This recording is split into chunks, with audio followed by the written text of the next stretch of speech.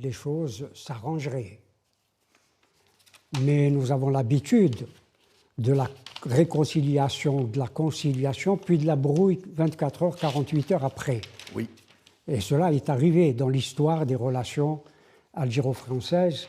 D'ailleurs, dès l'indépendance, après la signature des accords d'Évian, il y a eu tout de suite des crises, et des crises multiples entre l'Algérie et la France, pour des raisons quand même assez sérieuses. Je ne dis pas que les raisons d'aujourd'hui ne le sont pas, mais au lendemain de l'indépendance, il était question de choses beaucoup plus sérieuses, si j'ose dire, que la question de l'immigration, qui ne se posait pas à ce moment-là.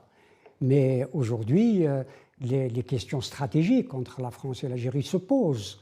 Nous n'avons jamais fait partie du même camp stratégique avec la France, mais les relations humaines par l'immigration avaient fait que les deux pays tenaient à, entre guillemets, ce qu'on appelait l'amitié algéro-française. Les questions qui se posent et qui se posaient et qui ont provoqué beaucoup de tiraillements, d'abord la question de l'immigration, ensuite les questions économiques, souvenez-vous, avec la question du pétrole. Notamment en 1975, je crois. Oui, même avant.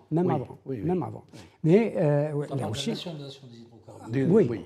La question des essais nucléaires, ça avait posé beaucoup de problèmes.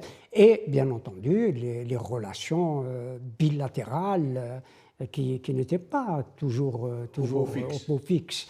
Et si nous continuons comme ça, nous arrivons à la visite, la première visite d'un chef d'État français en Algérie. Et cette visite, celle de Giscard d'Estaing,